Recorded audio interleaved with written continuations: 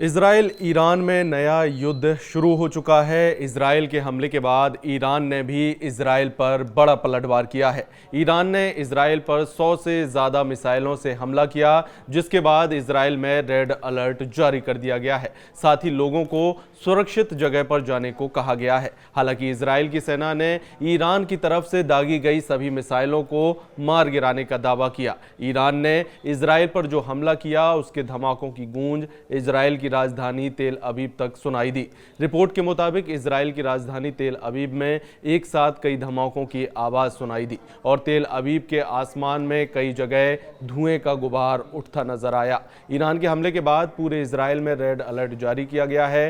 Home front command ने Israel के बड़े हमले की चेतावनी जारी की है। साथ ही लोगों को सुरक्षित स्थानों और बंकरों में चले जाने के निर्देश दिए गए हैं। उधर इजराइल के हमले में ईरान में 104 लोगों की मौत की खबर है। इजराइल की सेना ने तेहरान में अली खामनेई के घर के पास भी हमला किया था और ईरान के राष्ट्रपति के कार्यालय को भी निशाना बनाया गया था। इजराइल की सेना का दावा है कि उसने ईरान में 200 से ज्यादा ठिकानों पर हमले किए। इजराइल के हमलों के बाद ईरान के सुप्रीम लीडर आयतुल्लाह खामनेई ने इजराइल को कड़ी चेतावनी दी है। खामनेई ने कहा है कि इजराइल को हमले का करारा जवाब मिलेगा। खामनेई ने यह भी कहा कि इजराइल ने हमला करने अपने लिए कड़वी और दर्दनाक नियति को तय कर लिया है और उसे कठोर दंड भुगतने के लिए तैयार रहना चाहिए। ईरान ने इजराइल में कई अहम ठिकानों को निशाना बनाया। खबरों के मुताबिक ईरान ने इजराइल के मिलिट्री सेंटर, एयरबेस समेत कई ठिकानों को निशाना बनाया है। वहीं ईरान ने इजराइल के एक पायलट को भी पकड़ने का दावा किया है,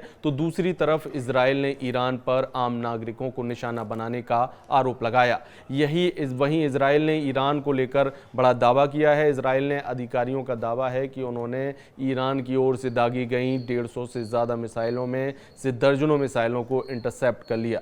इजराइल ने कहा कि उनकी सेना बड़े हमले के लिए तैयार है। इजराइल ने अपनी नागरिकों से शेल्टर होम के पास रहने और होम फ्रंट कमांड के निर्देशों का पालन करने की अपील की है। वहीं ईरान के टारगेट पर इजराइल के परमाणु अड्डे हैं और अगर वहां पर ईरान ने हमला किया तो समझ लीजिए कि परमाणु युद्ध शुरू हो सकता है, क्योंकि इजराइल के पास करीब 100 एटम बम हैं। इसका दावा कई अंतर्राष्ट्रीय रिपोर्ट्स में किया गया है।